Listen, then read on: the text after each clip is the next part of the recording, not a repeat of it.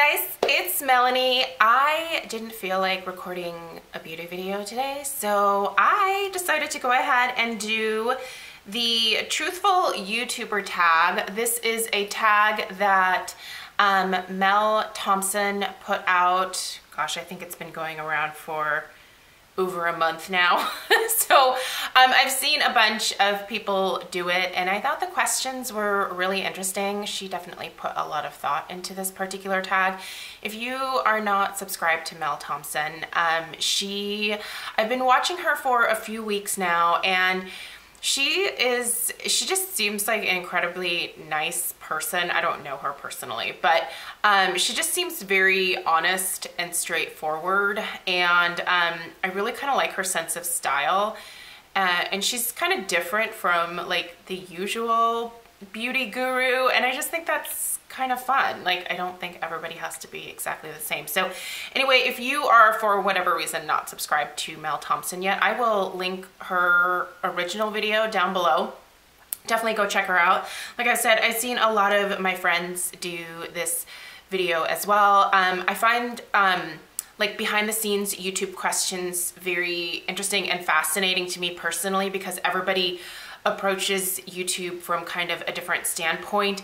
Some people treat it as a full-time job, some people treat it as a part-time job, some people treat it as a hobby, and then some people like kind of just flit in and out whenever they feel like doing it. So it's just kind of interesting to see how people approach YouTube from the standpoint of some of these questions here.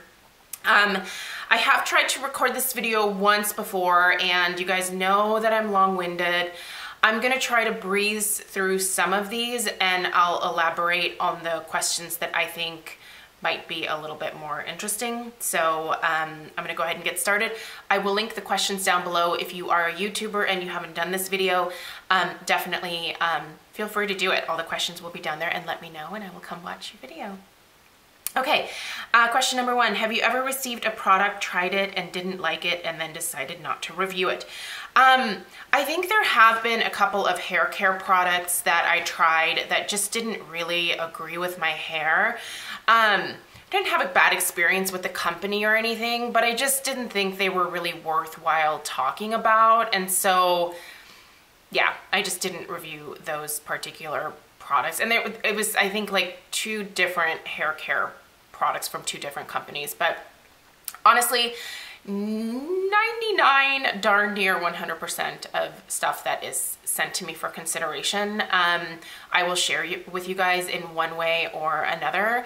I believe in being honest about PR stuff, so I will always tell you guys when things are sent. But I always tell the brands before they even send anything out, like, if you're gonna send this, please know that I am gonna give an honest review. I never come right out and like will bash something. I don't really see the point in doing that.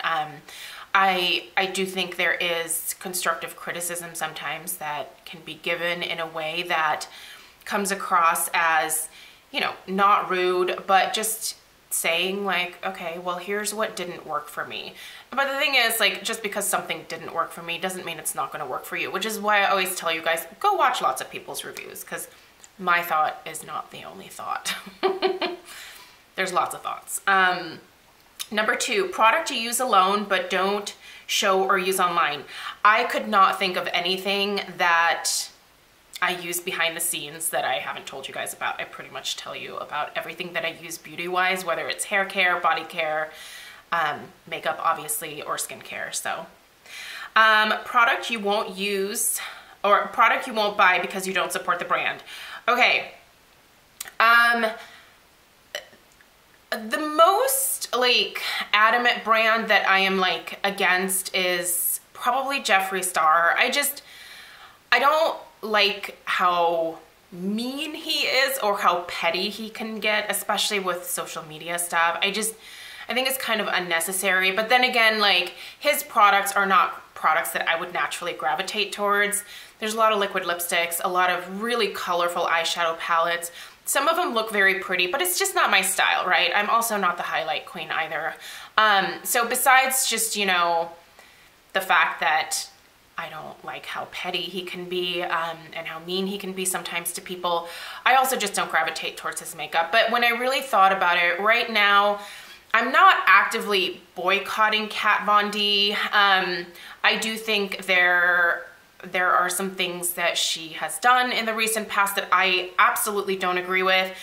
I try not to comment on other people's parenting styles, but I definitely don't agree with her decision not to vaccinate her newborn. You know, that is something that I'm very passionate about, and it makes me sad that she is maybe misinformed on that particular topic. But again, it's her child, and I hope that nothing goes wrong. Fingers crossed that nothing goes wrong, but that just seems questionable to me. Also, you know, her new husband definitely has a past that is very questionable. People can change, so my hope is that he is a changed person. I don't know him personally, but I think overall, just her brand right now, it seems kind of problematic to even talk about it. There are people who will stand behind her, which I totally get, and there are people who are like, okay, well, I'm not gonna support this anymore, which I also get. For me, from the standpoint of like just where she's at right now, there's nothing that I necessarily really want from her anyway. But I don't know. I know that there's this whole like everything is canceled type of culture right now. I don't know that I really want to participate in that per se, but I think, you know, you vote with your dollars. So, you know, definitely my standpoint is if you want to buy from her, feel free. If you don't. Like, there's lots of other brands to choose from. So, do you have any blocked words? Yes. All of the like cuss words that I normally get called are in there. Ugly is in there because it's usually in reference to my hair. I get a lot of comments about my gray hair. You guys really like the purple, and most of you that watch me regularly love the gray hair, which I think is fantastic. But even if people didn't love my gray hair, I'd still have gray hair because it's working for me right now and I'm liking it. So, and I do what I want, not what other people want. But back to the blocked words. Yeah, ugly, just because it's normally in reference to my hair. Stupid. I mean, there is a plethora of cuss words that I automatically put in there just to get filtered out, because usually if people are saying them, it is in a derogatory way towards me. And I just don't want that negativity on my channel, which leads to the next two questions. Number 5, do you delete comments? If so, why? And number 6, do you block people? Number 5, do I delete comments? Yeah, absolutely. It's my channel and I don't want to see the negativity, and I don't really necessarily want you guys to see it. Constructive criticism is fine. If someone is just being hurtful and mean, 9 times out of 10, I will typically delete the comment unless I'm feeling kind of petty. And I want other people to see it and just to like roll their eyes at it along with me. But honestly, most of the time, I don't want people to see negativity on my channel. I think there's a lot of negativity in the world, and it's very easy for me to just go in and delete stuff. I'm lucky enough to work in front of the computer for a good chunk of the day, so I see when negative comments come in. I get a notification about comments on my channel, and a few times during the day when I need like just something mind-numbing or just kind of, you know, to get my mind off of like numbers of flowers or whatever, I'll go and look at comments, and usually they bring me a lot of joy because you guys are fantastic. But if there is negative ones, I just automatically delete them. And yes, if someone's gonna come back multiple times and leave negative comments, and usually people like that do, trolls, I guess they're called, I just go and block them right away. It's very easy to do that, and makes me feel good. So yes, I block people 100%. Hi Susan, that was you, by the way. So yeah, I don't have a problem with that at all. Have you ever lied about a product to stay on good terms with the brand? No, I have not. And here's why. I know that a lot of people view YouTube as a job. I never have, I never will, I don't want to. I truly do just do this because it's fun, and it's kind of a good way for me to de-stress, and it's a good way to get away from, you know, like my job, like my real job, and all of like those other responsibilities in life. So this is just a fun outlet. It has been for quite some time, and it will continue to be so until I get bored with it. But I don't mind when people treat YouTube as a job, but I have always just been very honest about everything and very upfront, because I just don't have a reason to not. Especially when it comes to brands sending me things. I don't get a ton of PR. I get some for sure. But whenever I do, I always tell the brand upfront, like I said, that it's gonna be an honest review. If they don't, you know, want that in any kind of way, don't send me the stuff to begin with. I can just go and buy something. And if I have given a bad, or not bad review, but constructive criticism review, and a brand takes me off their list, that's fine. Like I said, I can just go buy this stuff if I really want it. Like, that's the thing. Like, most of the things that I show on my channel, I purchase myself anyway. I don't mind buying product. That's, you know, that's just part of doing this, and I like doing it. Like, even if I wasn't doing YouTube, I'd still be buying a bunch of crap that I don't need. Probably not quite as much, but still a fair amount. I always have. Like, when I started earning money, like after my first paycheck, when I got out of college, like, first thing I did was like, I hit up the drugstore and bought a bunch of new makeup, and, you know, like, it's just always something that I've done way before YouTube. But no, I don't personally have that inclination to lie about anything, because I don't feel like I need to. I don't rely on this as an income. If I stop doing it tomorrow, it would be okay. So I guess for me, that just kind of makes it easier, maybe, to just be more forthcoming. But there are also a lot of other people out there who are in the same boat as me, who are really forthcoming, whether they do YouTube as a job or not. I think you know when people aren't being honest, and if they're not being honest, I just wouldn't watch them. So there's that. Have you ever initially liked a product when you reviewed it and then changed your mind, but didn't let your audience know?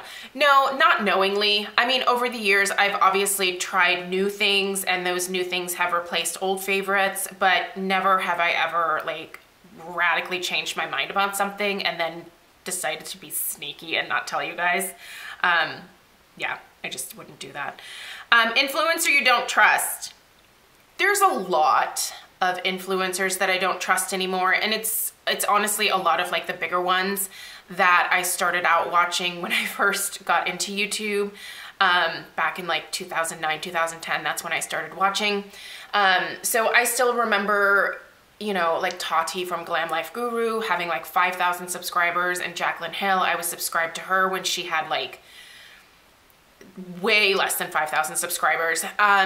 There is just a change that I've noticed in a lot of these bigger YouTubers that I started out watching that I just don't like in terms of their personalities changing. It has become a very money-driven industry, which, you know, it's America. Capitalism rules here, but I just don't think that there is a need to change the way that you present yourself overall, or I don't think you need to become pompous about all of the things that you have purchased as a result of your YouTube fame. You know, there's this whole like, look at my fancy closet filled with Louboutin shoes and Hermes handbags, or look at my Tesla, you know, or look at my multi-million-dollar house. I think it's fine to make money doing this. I just don't like the change in personality and the way that people present themselves. It comes across as very entitled. There's entitled. I feel like that's a lot of what I've been noticing in people that have just blown up. And I just don't like that. I don't think that you have to change when you come across money. I think you can still be humble. I think that you can still, you know, be a good, not that these people aren't good people, but, you know, there's just this like sense of like, maybe I'm better than you in some ways type of thing that just, I don't know. I'm very sensitive to stuff like that. I have actually had a couple of friends who I'm no longer friends with because they just have changed so much over the years in terms of personality. And yes, some of that had to do with them coming across money. And it just like, I don't know. I don't like that. I don't like it. I think money makes people weird and I don't like it. So yeah, there's a lot that I don't trust anymore, but I just don't watch them. Like I've just unsubscribed to all those people. Influencer you trust the most. There's still a lot of influencers that I trust. Obviously my friend Steph over at Flourish XO. I mean, I know her. I feel like inside and out at this point. We have talked so much. My friend Lisa Roberry, who I originally became friends with because I started buying Scentsy from her, and she has come to visit a couple of times. Like Lisa Stevens, Lauren at the Honest Beauty Review, Penny from Pensmith Skincare. There's so many, you guys. There are still a ton of good YouTubers out there. You know, I think it just has to do with what you think is important, and if you just view this as like a way to make connections with people and a way to maybe de-stress or have it as a hobby, or even if you do have it as a job. Like, I just kind of think, like I said earlier, you kind of can tell who is genuine and who is very honest and forthcoming. And you can tell when people are not. I don't know. I feel like I have a pretty good, like, I used to be a social worker, so I sort of know to like look for certain things, and when I see those things in people's personalities, I'm like, or yay, I love that person, you know? But anyway. Secret tip or product application you don't show well on camera. I don't have anything secret, you guys. I'm pretty basic with a lot of the stuff that I do. There's nothing that... It's nothing I'm hiding from you. Have you ever showed one product but were actually using another? No. I don't think that I would have a reason to do that. Have you ever not disclosed a sponsorship? I have always disclosed any sponsored videos that I do. First off, I don't do a ton of them. I do get offers for them, not super frequently, but a decent amount. And if it's a company that I know, that I love, I've used their products before, I love doing sponsored videos, because what I do with the sponsorship money is, it might be a little bit different from what some other people do, but any sponsored video money that I get goes immediately out as a donation to a charity. Sometimes I will split it up. Usually I have split it up in the past between a few charities. Sometimes, depending on the amount, I might give the full amount to, you know, a specific charity. It just kind of depends. So I personally, I am an animal person. I think that I actually sometimes like animals more than I like people. They just tend to be a little bit nicer. But, you know, like I believe in giving to animal charities because I think they do good work, and I think it's necessary work. And so I really like supporting the Pug Queen. I follow her on Instagram, and I have for quite some time. I've donated to her several times. There is a local pug rescue in my area that I love to donate to. I've donated to the Humane Society. You know, when there have been hurricanes and there have been, you know, charities that have been helping like the animals as part of like the rescue efforts, I like to donate to that. And the reason that I do it is just because like I do make money off of YouTube from the AdSense. It's not a ton. But you know, that money I will use to sort of reinvest into my channel in terms of the stuff that I buy, and whatever is left over, you know, goes towards like a bill or something. Maybe it'll pay like our electric bill or whatever. I don't make that much money on YouTube, but the thing is, like, it's fun for me to give that money away. It's good for tax purposes to make donations. That's not why I do it, but you know, I don't have to count that as income. If it just goes right back out, I don't have to deal with that part of it really. So yeah, that's just, and I like doing it. It makes me feel good to give back. So yeah, and that's why I don't have a problem. I don't care what people do with the money from their sponsored videos. Like, if you want to keep it and buy a new purse with it, go buy a new purse. I could really care less what other people do, just as long as they're honest about it. Like, that's all All you have to do is be honest. Like, there's just not a reason to not be honest. Have you ever had a bad interaction with a brand? I have not. Usually brands have been really good to me. So yeah, no. Have you ever bandwagoned with other people's thoughts on a particular product? No. But I also don't like get into like always buying the latest and greatest. I do sometimes with skincare, but it's always my own opinion. I just don't have a reason to like take on anybody else's opinion. Yeah, there's no reason to. And again, yeah, I don't try to create controversial videos. I don't try to like purposely draw attention to myself in any kind of way. You know, I love when people come to my channel organically, like if they've just watched a couple of videos and they're like, oh yeah, cool, I connect with this girl. Like, I love getting comments like that, because it's like, yay, that's how I would like for people to find me. I don't want people to find me because they're like, they noticed some controversial thing on my channel or anything like that. So I don't know. I kind of feel like bandwagoning sometimes it is a way to draw attention to your channel, especially if everybody's talking about the same thing, but I'm not really into it. So yeah, no. And the final question, things that other creators do that get on your nerves. I hate overly produced videos. Fancy backgrounds, professional lighting, the fanciest, latest camera, when there's things popping in and out of the screen, when there's like excessive screeching, like just over the top, overly produced kind of stuff. I just don't like it.